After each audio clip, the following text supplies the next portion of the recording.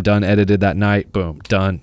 Send it to him, $200. But this guy, you know, I started growing that little bit of following, and he hit me. I was like, yo, I really want a video, da, da, da. And I was like, $500. And he was just like, and I thought I was reaching. I was like, yo, I'm not gonna get $500. And he's like, all right, cool. Like, when can we shoot? And I was just like, bro, I'm gonna get $500 to shoot this music video. It's Tom. It's Jake. You already know. It's pretty spot on. All right, ready?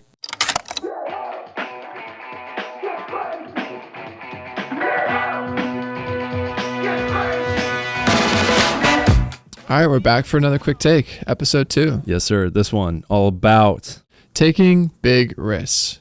I think in any sort of creative path, it's only natural to kind of take a risk into sort of a financial risk in terms of buying something, like a decision risk. So I thought it'd be a cool episode to kind of share the biggest risks that we've taken individually and maybe together. You know what I mean? Yeah, because we both have taken a lot of big risks. And I think anyone that's done like anything big or success, like on a large level, or it's been very successful, like you had to have taken a big risk to get there. Like, you don't just become uber successful or pop off or whatever by not taking some sort of risk, whether that's like quitting a job to pursue something, like whether it's a financial risk or a time risk. Like, and so I feel like we have some good stories to share in terms of that. And so, yeah, I mean, maybe just dive into like each of our 2 biggest risks. Cool. Like, and I think just kind of even to rally on that, I feel like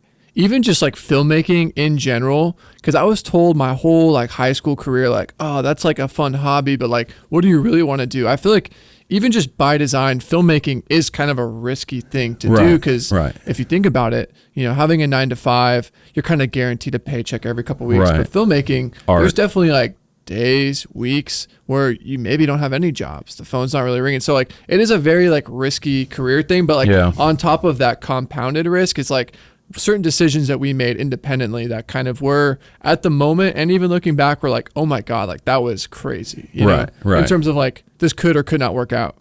So I think, I mean, I know those stories that immediately pop to my head as like biggest risks. I'm sure you already have yours. Yeah. We didn't pre-plan this. We just kind of were like, yo, let's talk about like our biggest risk. And I've actually like in the comments of when we were like, ask us anything, this was kind of came up a lot in my DM. So I was like, we're going to answer those questions in a later episode, all the submitted ones. But this one almost, I feel like deserved a whole episode. Yeah, because man, like so much of, like you said, filmmaking is risky, but like just in life, like taking those risks, anytime I've taken the biggest risk, I actually have a lot, like, but we'll narrow it down to like the two biggest stories. But like every time the biggest thing that's happened in my life that's like led to something amazing has become on the heels of like some risk that's been taken. You know what I mean? It's just like, you got to have that mentality of like, we always talk about it. You say like, we're ones that like just leap and learn to build the parachute. You say we learn to build the parachute on the way down. I say like learn to fly. I think even in the last one we talked about the decision-making process of like, you know, standing on the edge of a cliff, right? Or standing at the edge of a plane ready to jump. And the metaphor is like, you know, jumping would be making that decision, right? Right. And some people do just stand there their whole lives, sort of second guessing themselves, or in their head giving themselves obstacles. Oh, I'll shoot this when I buy that camera, or when I get that location. And they give themselves too many hurdles to create, and you just end up like. So I've always kind of been into the mindset of basically, jump and then just figure it out, like build the parachute as you're falling. You almost give yourself no option to fail, because if you don't build that parachute as you fall, that might not be the phrase, but it's just something I've always kind of like instilled of like, I'm forcing myself to figure it out because I'm taking a risk that if I fail, it would suck. You know what I mean? Yeah. I mean, which kind of leads, I guess, probably into both of our first ones. I think, I don't know if I can speak for you, but the first biggest risk for me, I think, was I'm not from LA. And so moving to LA by myself, away from family and friends for the first time ever in my life, to try and pursue filmmaking as a full-time career. Same for me. I'd love to hear maybe your like, you know, maybe your expand on that a bit more. But mine's very similar because I have 2 as well, and that would be my first one. My second one, which we'll dive into, is like one of the like film studio ones, which we'll get into, which is kind of a wild story.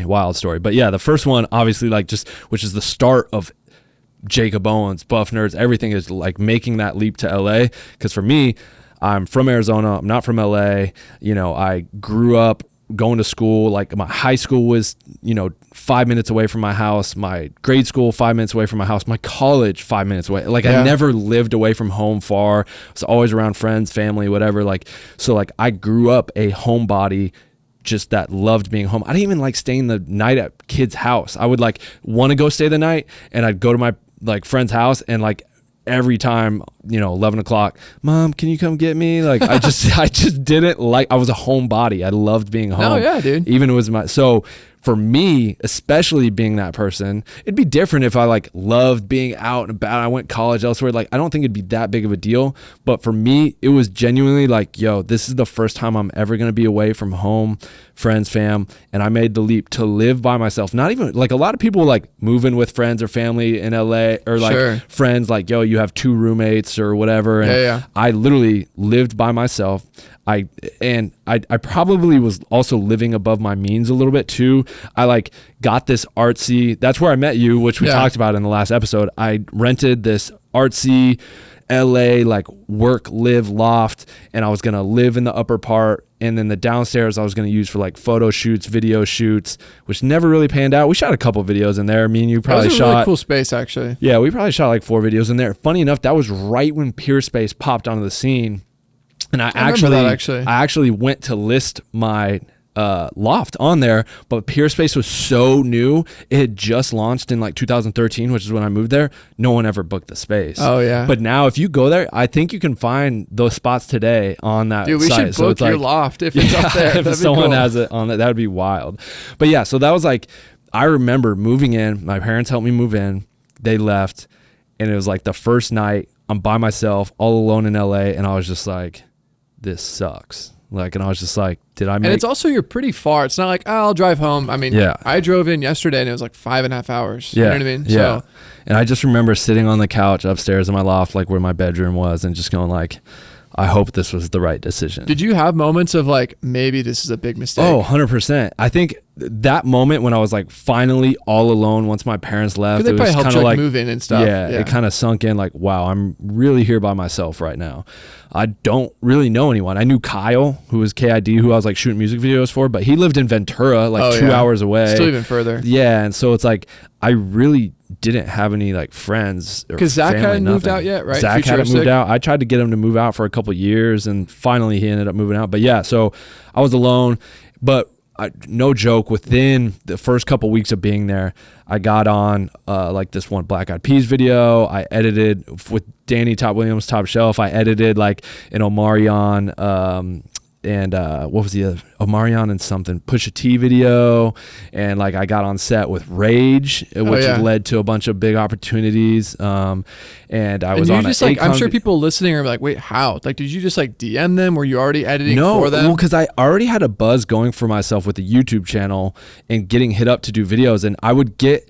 Like, I remember even Pack Div was a group I worked with early on, and they'd be like, yo, we want to, you know, talk about this video, and I'd be like, oh, I'm in Arizona, and they'd be like, oh, let us know when you're in LA. Gotcha. Like, I just kept getting that, oh, let us know when you're in LA, from artists, management, whatever, and so that kind of is what led me to make that leap. So once I got there, it was like, hey, I'm in LA now, and so things just started clicking, because I already had a buzz around my name. I already had people who were kind of reaching out to me, wanting me to work with me, but I just wasn't in LA yet, but now I was. So that's cool. Immediately kind of started. So the seeds were already kind of planted. Yeah, seeds were planted a little bit. So I started editing those videos right away. Any set I could get onto, I would get on. Anytime someone said, yo, like got the set, like it wasn't even paid jobs either. I would just show up to set and like just kind of observe and help however. And that's early on. That's kind of, you know, after I edited that video for Rage, you know, and that whole kind of story, which, you know, a lot of people have probably heard of, but regardless, I don't know, it just led to a lot of like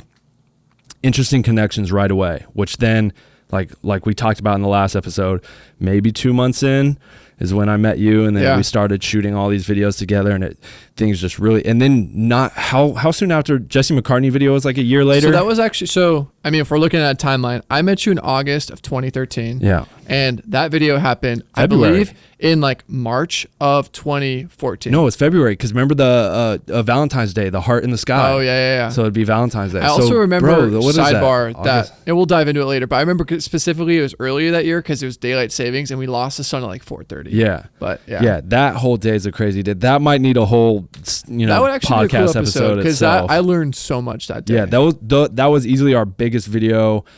Just right off the rip, just thrown to the fire. We were doing, like you said, there. $1,500 futuristic or like local artists to jump to like what, a 30 or 40. I would assume, I don't know what the budget was for it because the producer kept it under wraps. I would assume it was 30 to 40. At least the numbers I saw. I know at the time we rented like a Red Epic with Master Primes. Yeah, or that had something. to have been a couple grand alone. Oh, you know what easy. I mean? The Master Primes I think were $2,500. So Yeah. it definitely was a healthy budget. And that house we were shooting at was no cheap little house. Oh, yeah. Like it had to be like a 5K house. Like, so yeah, it was definitely up there budget wise. But yeah, so that was like the huge risk for me. Like also just financially, like I said, I was in that, expensive loft, trying to like hoping to like live there, but also maybe make shoots happen there. I'm away from home, don't really know anyone. Like, cool, this is me going to try and pursue my dream and passion of becoming a filmmaker full time. And so, yeah, it was scary, and it was a lot of time risk, financial risk, a dream, just everything. And so, but yeah, that ultimately led to everything that I'm doing now. And I wouldn't change anything about it. Had you just been like sitting in Arizona, sure, opportunities would have happened, but I think I would have never met you. No, if we would have. Yeah, we would have never met. Literally, it's like it's crazy, and the fact that I was just like took that leap, I knew I needed to do it, but I didn't sit around like, oh, I'm not gonna do it. Oh, hold off, like wait a year, 2 years, build my bank account. Like I just went for it. I knew I graduated. I was getting hit up, and I just was like, yo, I gotta go. I gotta go to LA, and that's when I found that spot and moved to LA. But my parents were always super supportive. Like they knew like filmmaking's like could be risky or whatever, but they always pushed me to like follow my dreams and do what I love. That's super like, cool. So that helped. It wasn't like I also had my parents battling against me like, you shouldn't do filmmaking. No, that would be the worst. Yeah, so because I had teachers that were like that in my back of my ear. But yeah, my parents also super supportive. I guess. So if that kind of closes out your like first big risk, I kind of have like my LA story, and it's very similar. I mean, I lived in NorCal, Northern California, San Francisco Bay Area, and though that is still California, I mean, a lot of people joke like Northern California and Southern California might as well be two different states. It is at the same distance from, funny enough, Tempe, Arizona to LA is 5 hours. From the LA to the Bay, 5 hours. Yeah. So yeah, I always kind of had the idea in the back of my head, because I graduated high school 2010, and I moved down to LA in 2012. So for 2 years after high school, I was going to like a local community college, took some film classes, and I did apply right out of high school. I just didn't have like the right grades to go like straight to USC or straight to UCLA. I was like, I'll stick around a couple years in the Bay Area, took some film classes, but in the back of my head, it was always kind of itching at me. I was like, I really want to go to LA. And at the moment, I didn't have, and still don't have any like, family down here. All my family's up in the Bay Area. So that was definitely, so come 2012 of like June, I literally threw everything in my car. I was fortunate enough, my parents like helped me come down and help me move in and like find a place, but I didn't even know like what neighborhoods were like safe or like, I just kind of found a neighborhood that was close to like the community college that I was going to. So I went to LA City College in LA in 2012. I didn't know that. So that was like, this is like a year before I met you. So I like when I moved down to LA, I was like, you know what? I'm going to try and transfer into one of these schools. I think going to school would be a great place to like meet people, learn a bunch of stuff. I knew some stuff from like crewing on sets and stuff. I was like, I'll go to community college in Los Angeles. It's fairly cheap, $30 a unit, and maybe build like a little support system of friends. And then while I've got that support system, apply to Chapman, UC, UCLA, all those and stuff. So for a whole year or 2 semesters, I was living in Los Feliz in this little like studio apartment that's probably about as big as this room. Right. And was going to community college, like LA City College. Crazy. And same experience. Like parents were like, all right, you're all moved in and like left. I remember just being like super lonely. I just remember like oddly enough, the like Fear Factor was on TV, and I was like watching an episode of Fear Factor, just feeling like very alone. Like, wow. Yeah, no, That's obviously it struck a chord with you that you remember a TV show that you were watching. Because I kind of just like that was on in the background when they left, and I just remember like finishing out that episode, being like, damn, like, what do I do? Like, just gonna watch Fear Factor? But no, so in going to, LA City College, that was helpful. That's actually where I met like John Luke, Terrell, like that team of people who I actually, funny enough, like ended up bringing on to some sets later on when we started working. Right. But yeah, I was going to LA City College. Eventually, while going there, applied to a bunch of film schools and got into Chapman. And right when I got into Chapman is actually, funny enough, like right when that semester started, I had met you. So it's kind of like shortly, but it was a big risk. I guess kind of circling back to the nature of the episode, literally had 0 friends initially, literally didn't have any jobs. I was, funny enough, was actually flying or driving back to the Bay a lot in the first few months of living here to go make money, like shooting a wedding or a tech video. Because in the Bay Area, there is a lot of like Silicon Valley tech stuff. Right. So I had a lot of like clients who were like, hey, come up here for a weekend. And like that would pay my rent that month or whatever. But yeah, like for the first year. Do you remember the amount of money you had in your bank account when you first moved? It was low, dude. What was it? Because I always tell people this story that like I talked to in person. Like, do you remember the amount? Like how low was it? I think I had like saved up in the Bay Area, like working at like I had like a couple of local like editing jobs. I think I maybe had like $5,000. Yeah. And mind you, rent was like $1,300. Dude, that's crazy. So yeah, I think a lot of people can probably relate to that. That's why I asked, because I was in a little better of a position in terms of like my YouTube channel started making me good money because it had started popping off and I had started growing a name for myself quite a bit, and I was doing tons of videos in Arizona, and like I said, that's what led me to like, hey, like let us know when you're in LA, let us know when you're LA. And I vividly remember moving to LA to get that obviously if I rented that loft, I had to have been making decent money. Like if I wasn't making any money, I wouldn't just like rent a $2,500 spot. Yeah. I mean, even now that's still actually a lot of money to most people probably. Right. And yeah, I even look back and I'm like, dude, what was I thinking? Like, what was I? Yeah. Anyways, besides the point, but I remember the YouTube stuff was going really well and whatnot, and that it made it easier. I mean, it was still a risk, but I remember having the moment, I think I was like a month into LA and I hit 20K in my bank account and I was like, I'm fucking rich. I just remember thinking I was like so rich. You were feeling yourself. Dude, I thought I was in my bag to the fullest. I was just like, bro, I was like, you couldn't tell me nothing. And it's so funny looking back now on that. No, as you level up and grow, you kind of like everything has perspective. Right. But I vividly remember that moment. No, yeah. So I definitely probably was living beyond my means. If you think about it, like if your rent is like a fifth of what you have in your savings, like that's not that good. So you have like 5 months of burn rate before all your money's gone. Right. So yeah, definitely like I will say that having that like fire lit underneath your butt, like to like, it gives you like a go after it mentality, which I think is obviously stayed with me, because there was moments in between waiting for a check or a job where like I was like, I don't know how I'm gonna like. I 100%. Like I heard of a fighter that literally like to keep his hunger, when he makes all his money, he spends it. So that like, and maybe not in a stupid way, like he might invest it or whatever, but like he spends it in a way where he like doesn't have any livable money anymore. Wow. So that he's like, yo, I gotta go. I gotta win. I gotta fight. Well, it's kind of that mentality of like, you have to build that parachute. I was like, if I don't pay my rent or figure it out, I'm literally going to be homeless, or hopefully not. But like, you kind of like, it like forced me to figure it out. And yeah, and moving down here initially, like I think some people who maybe don't have that initial fire lit never really discover the urgency, or because when you have to do it out of necessity, obviously we love filmmaking. It's an art form. It's really fun. You can make a living off of it. It should always be fun, ideally. But initially I had to look at it as a job. I was definitely doing projects like these corporate Silicon Valley or wedding things. I didn't want to do those. Do you remember the first job? What was the first job in which you got paid a certain amount of money where you're like, dude, I'm getting paid X amount of dollars to do this? Like, this is awesome. Funny enough, it was a DP gig. I think I'd been in LA for maybe a year or two. I was still going to Chapman, and I mean, it's still, an okay DP rate. I still look at it, but back then it was like $1,000 a day to shoot. And I wasn't even like sometimes higher rates were thrown at me, but it was like partially a camera rental because I had a Red at the time. This one was like, oh, we already have all the gear, 8-hour day, 1,000. It was like a commercial. Wow. A lot of commercials pay a lot. Yeah. And like, in like 2015, I was like, what? Like, that's crazy. One day, is crazy. You know what I mean? So mine, I remember it was before LA, before I moved, I was still on like my T2I, I think. Nice.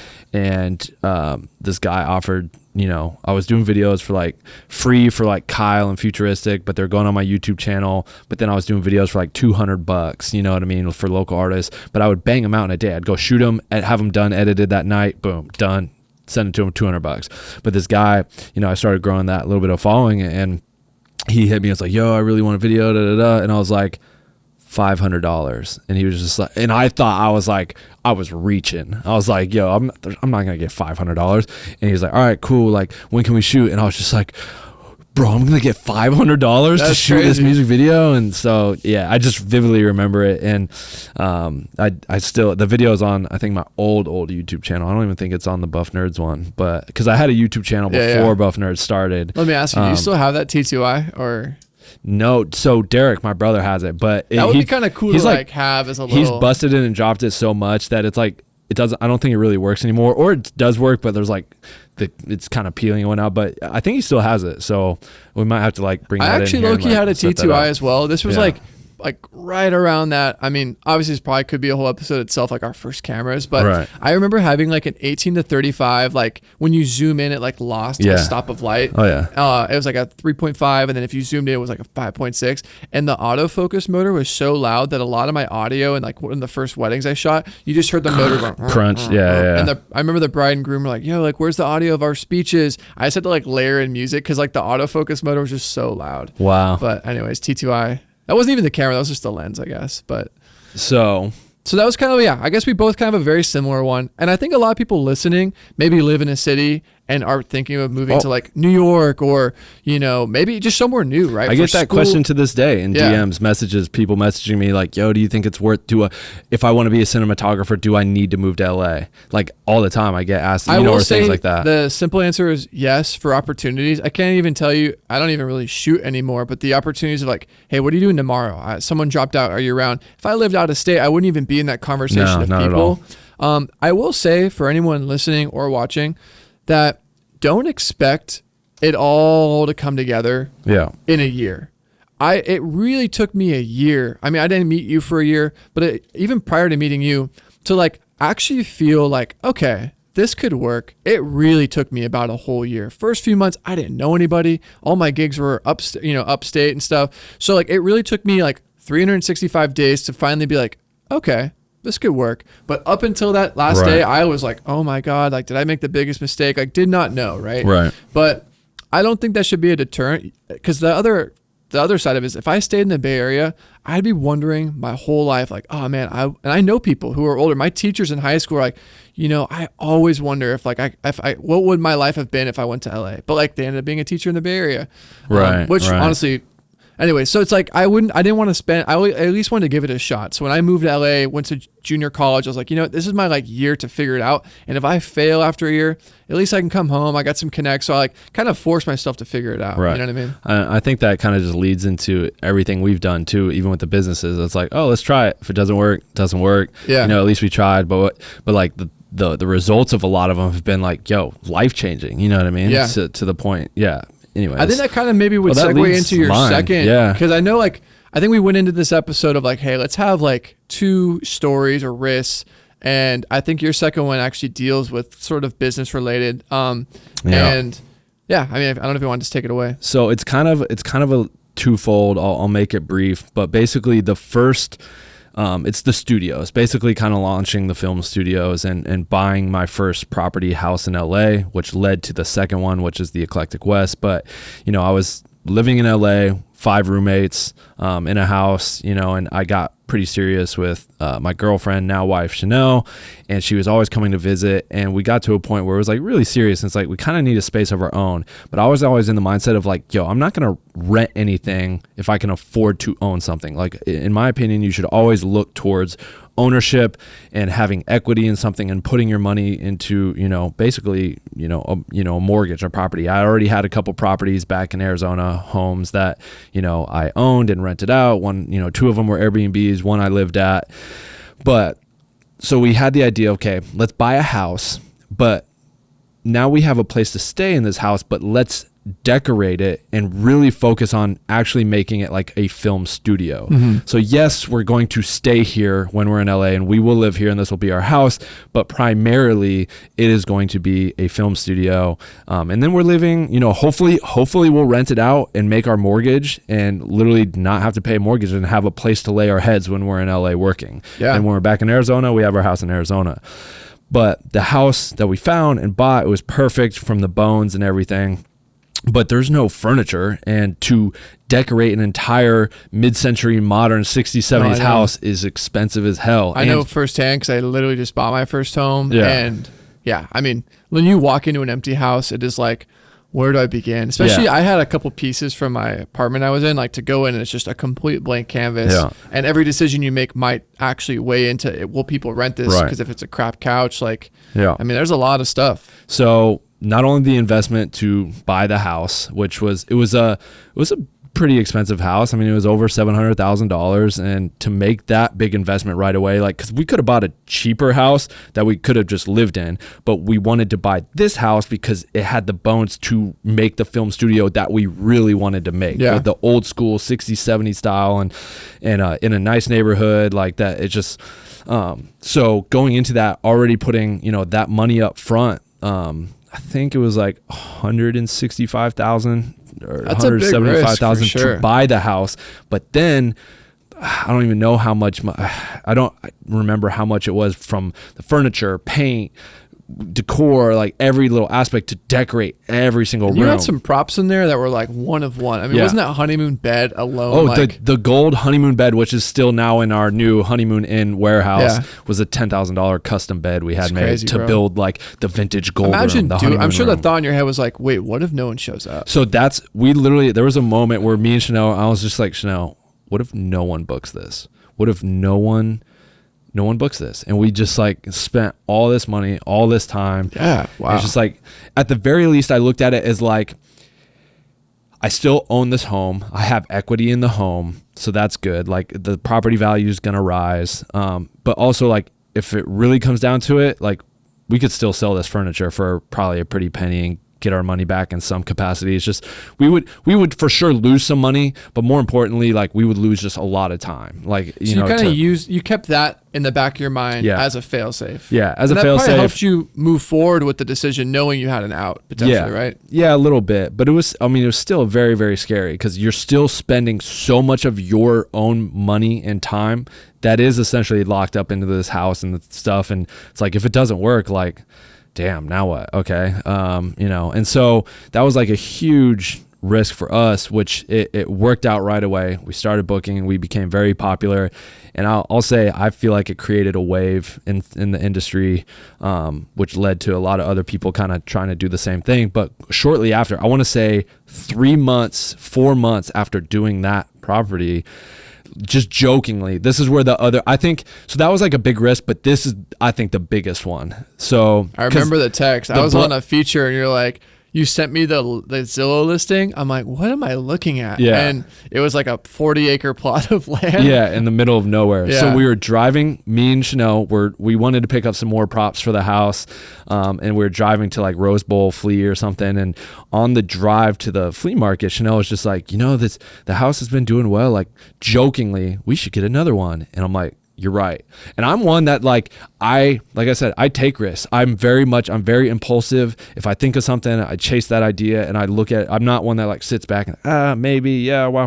Like, and so I literally immediately got on Zillow, and I knew I always wanted like my own film ranch. Like, that was like a huge goal, bucket list, dream item. Like, yo, if I have my own film ranch, that'd be so sick, where I could build sets, film my own movies, whatever. Totally. And so I just started searching out in that Adelanto desert area, and just for plots of land / homes, whatever. And this property popped up, 40 acres in the middle of nowhere in the desert. And there was like a old creepy cabin, like a shed in that geodome with like a dilapidated greenhouse. And I was like, this is sick.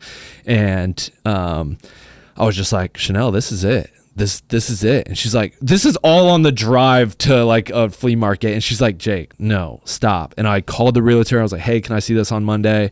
And I went and saw it. And Chanel was just like, this is so stupid. Stop, Jake. Like, I was joking. Like, you're not buying 40 acres in the middle of the desert and like hope, well, you know. If you were worried no one was going to show up to your house in Los Angeles, I mean, I had my juices flowing because the house had done well. I know, but so this one's like an hour. I've been there right. multiple times. It's like literally 2 hours away. Yeah. You know? So I go and see it with Will, my friend, you know, Will Ross. He came and saw it with me, and he kind of, was he gassing you up? He gassed me up. He's like, bro, this is fire. He's like, if you got this, bro, you a legend, bro. Like, this is crazy. Like, you got to get like 2 mountain ranges, all that. Just it was so sick. Yeah. And I had cool plans. I wanted to do the airplane crash. I wanted to do all this stuff, and so I saw it. I liked it, and I made an offer, all cash.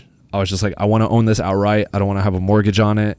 And literally after I did that, I went to Hawaii to visit my brother. And the realtor is like, hey, you need to sign this final paper to officially close, like on the house, and it's yours, and blah, blah, blah, or on the property. And I just remember sitting there going, no. What are you doing, Jake? This is the dumbest thing is this the dumbest thing you've ever done? Or no, this will be great. This will be, bro, people are going to go out there and shoot. Like, I know I would shoot there. So if I'm going to shoot there, other people, like, I just had this internal battle with myself, like when it came to like that final, like dotted line thing. But I just knew ultimately it was like a dream of mine. I wanted to do it. I knew all the ways I would use it for my own productions. And I was like, yo, if I'm going to use it all these ways, other people will for sure. And I was like, you know, I just got to do it. Like, you know, like this type of property and like idea is not going to come up that often. And so I just went for it. And Chanel literally was like, she was pissed. She thought it was the dumbest. And we're not married at the time. So it's like, she doesn't have really say, like, this was all my money. And so, but she, you know, we were getting more serious. And so, but I kind of was just like, no, I'm doing this, like, and you're going to help, you know. And she really, it's funny, she's so supportive, but she was like not about that place. So I went out there by myself. I would drag airplane parts out there, have them delivered, go work on it by myself, clean out the property, decorate it. I was out there for like a couple months just trying to get this thing ready myself. I think you and me are the same way, in the sense that if I see something, especially since I was looking at houses recently, I knew the moment I walked into the one I currently bought, I was like, this is it. Yeah. And I'm going to do whatever I can in my power to make this it, because I already start to like vision things like, okay, my office is there. And I don't know if other people can relate, but I'm kind of like one of those people where like I look at something and I'm like, oh, this just has to happen. Yeah, I walked on the property. I was like, this is a movie. I can see this. This mountain's going to be the plane crash. Oh, wow. I can see like pushing through it. Like, I just saw it and I was like, this is it. You just feel it. Like all the properties and houses I bought, even the honeymoon one, when we walked in that house and saw the gold carpet and the A-frame and we just walked in, we're like, oh, this is it. Yeah. And you just know, and it's like, you have to do it. For sure. And so, but that was a huge, like, I'm spending all this time, all this cash, money, dude. That's the cash, not only to like buy the property, but then to like drive out there, fix it up, build the airplane crash, do all these things. And I don't even know if anyone's going to drive out 2 hours out of the way to book this thing. Like, and so that was like a huge, like, dude, what am I doing? But yeah, ultimately it paid off and it's been great. And we ourselves have shot countless projects out there for our own stuff. 100%. So it's like, and also it's cool like seeing your Instagram feed of like the creators you feature who like tag you, because I can relate because I have film studios with you. Yeah, like seeing what other people do in your space is actually like super cool. Like to have provided a canvas for people to like, you know, shoot some. I saw someone with like a great all crane and some wire work. Yeah, like, that's awesome, dude. There's been some crazy projects shot out there. Dude, it's only a matter of time before I guarantee you, like Blumhouse shoots there for 2 months. Dude, so funny enough, I've been talking to this guy. I don't even think I've told you this story. So I've been talking to this guy, and who loves my work. He's got a couple features on, like, he's a film producer. He's got a couple features on like Netflix and Hulu, and we've just over the last few months been chopping up back and forth here and there. And I sent him this idea I had for a horror film. He's like, oh, I love this. And he was like, actually, I got something that could be shot at your film ranch, and he sent me the like one sheet of the film. That's cool. And it's called like Stranded or like Lost or something, and it's all set in this desert. Dude, that's These dope. brother and sister get lost on like this camping kind of trip thing, and they get separated from the bus and they get lost in the desert, and he was just like, yo, I think we could shoot this out there. And so I still got to call him about it. But yeah, that's like, I mean, we actually had a movie booked there. It was a low independent feature, and then COVID hit, and it fell through. It fell through. They had to cancel the whole movie and Yeah. everything. So yeah, it's only a matter of time for sure. Yeah, But, no, so that's awesome. my big, I think, That one's risk crazy, one. for sure. Yeah. I would say I think to kind of close this out, there is one risk I took kind of looking at my, like, you know, from a top down, like my whole journey as a filmmaker, where I was like, even now looking back, I was like, wow, that's kind of bold that I did that. Right. For most of you probably do know, or if you don't, here you go. A lot of my journey up until about 2019, I mean, I started filmmaking maybe 2010, maybe even earlier, was the path I was on was like purely cinematography. I guess very early on when I was shooting short films, sure, I was like, did everything, right? Direct, I had to produce. And it was kind of in doing that first short film at one of my junior colleges, like the actors, like, no offense, I think you'd be better as a cinematographer because you have no notes for me as an actor and you're more concerned with all the lighting and not really the performance. And it was because I was like doing a short film for my school or whatever. That was like the prompt for the class I was in. And that's when I was like, oh, maybe I should just like focus on cinematography. Yeah. And then kind of from there went down the wormhole of like buying a 7D, moving to LA, buying a Red. So without getting too in the weeds, I'd been on this path to be a cinematographer. I even like went to Chapman University and got a bachelor's in fine art in cinematography. Went there, shot thesis films. I've shot NDP, like 2 indie feature films. So for a lot of people, like that's very much like what I am known as. Even my like Instagram feed is like, you know, artsy shots that I take on set. So like everyone, even my now fiance is like, wait, what are you doing? You're going to stop shooting? Like that's all everyone knows. And it's so funny to even like kind of talk. I've never actually like really talked about it. I've done like an Instagram Q&A where people are like, oh, you don't shoot anymore. So I guess this is like an opportunity to explain it. But yeah, essentially I was kind of burnt out. I had been on this path as a cinematographer shooting a bunch of stuff, and I was kind of getting to the tier as a DP or a cinematographer where it started to become unfun for me. Yeah. It is a lot of fun. Don't get me wrong. I still look at movies, Netflix, whatever, and I can never flip that part of my brain off. I will always admire and love cinematography. But as a cinematographer myself, I was getting onto larger projects where there was a lot of responsibility. It wasn't just you and me anymore running around handheld where, you know, shoot them in backlight and it looks great. I was on projects where I was having to like call the vendors, lock in the best quotes. I have a producer in my ear saying, hey, you're over budget on these vendors. Now I have to like go to this lighting rental house and camera house and slash the budgets. I had to like negotiate with crew. And mind you, now looking at it, I'm probably was working on projects where they probably should have had just like a line producer do that. But that stress of like having to tell your best friend that you want to come on to pull focus, say like, dude, I only have X rate. And you know, that's like way lower. And like having to do all that on top of like making sure you have the directors also in your ear saying, hey, we're going to have this crane for this set. Like having all that stuff. I think case in point, the job that like broke me was this ASAP Rocky. I remember you telling me about that. I just remember I got the call, hey, do you want to shoot next week for Rocky? I'm like, done, say less. And I was so stoked. Treatment looked cool, had a lot of like inspo from like Belly, like, you know, black light, cool stuff. So going into it, so stoked. And I think this is a great story because on the other end of the project, driving home at like 6 a.m. after wrapping, I was not stoked. And how I got to there was just everything I was saying, right? Like negotiating all the vendors, the crew on set, just going so overtime to where the crew's like in my ear, like, yo, this is appeal. What the hell? Like, I just remember feeling like I was like walking this tightrope where I was trying to keep everyone else happy and myself wasn't even happy. I mean, sure, the visuals are cool. I look at the video and it's tight, but like, I just remember just being like, so like tapped out. And on that set, I remember we had like a Steadicam operator for a few shots. And I like remember looking, I'm like, wow, that looks like fun. Like he's not dealing with all this auxiliary bullshit that I'm dealing with right now. Because I just had like a pit in my stomach. We're behind schedule, having to cut setups. And I'm looking over at this guy and he's just running in and doing like these cool Dutch angle shots. I'm like, that looks like fun. Yeah. And then I, on a whim, just signed up for like at Able Cine in Burbank. They have like Steadicam workshops. I was like, I'm just gonna try this. Maybe this is for me. Maybe it's not. The workshop's like $1,500, but you're like, they put you in it. They teach you how to balance it. And at the very least, I could walk away like, not for me, right? And on a whim, signed up for that, and I loved it. I was like, this is so cool. And I literally at the time had like a classic car, and I sold it literally for like 16 grand and just like literally bought like a $30,000 Steadicam.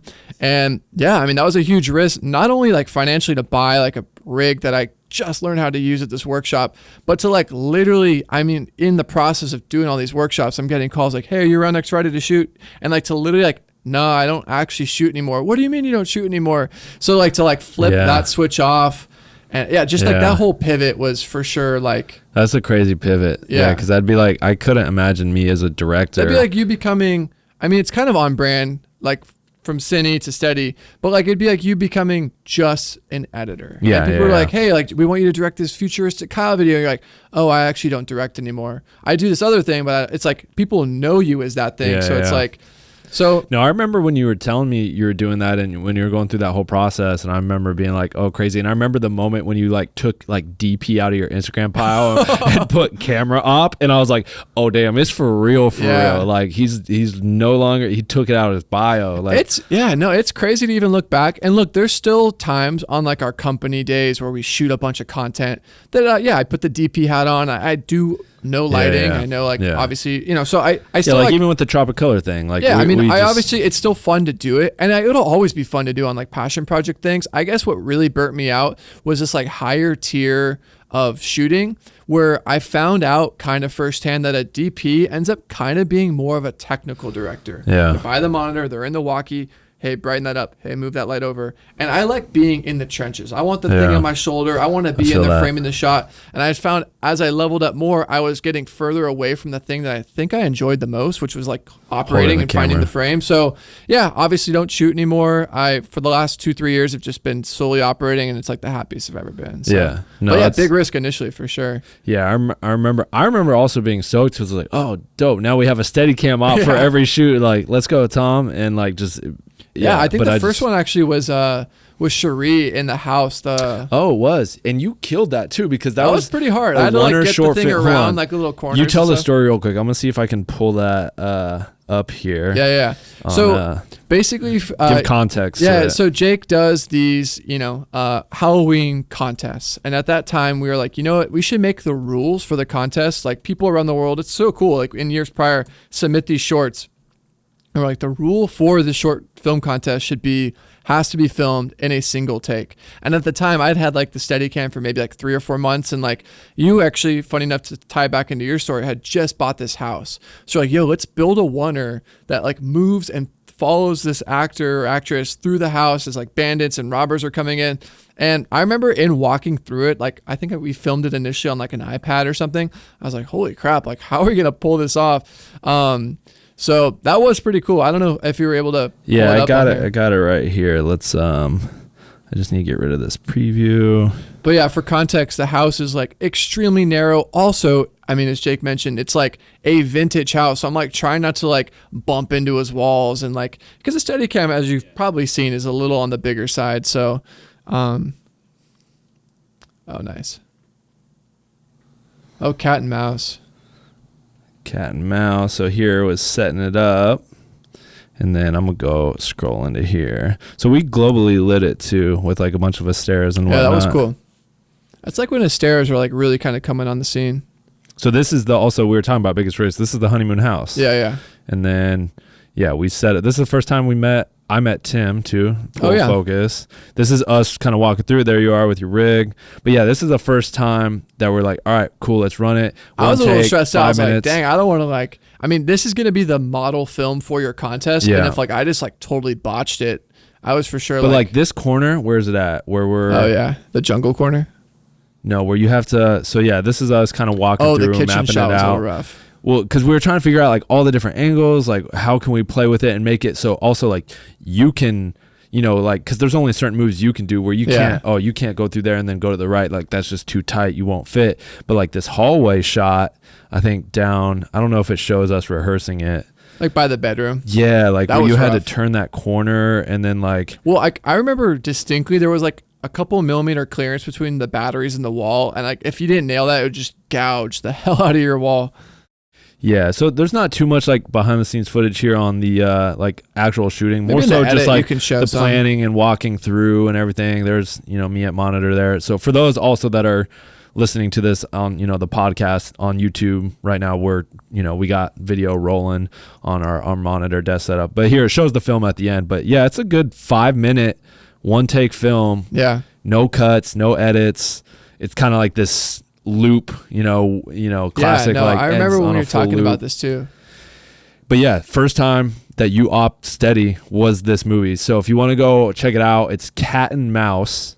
So just look up Cat and Mouse one take short film, Jakob Owens, whatever, and you'll find it on YouTube there, and you guys can go check it out. And that's Tom's first time operating Steadicam like on a project.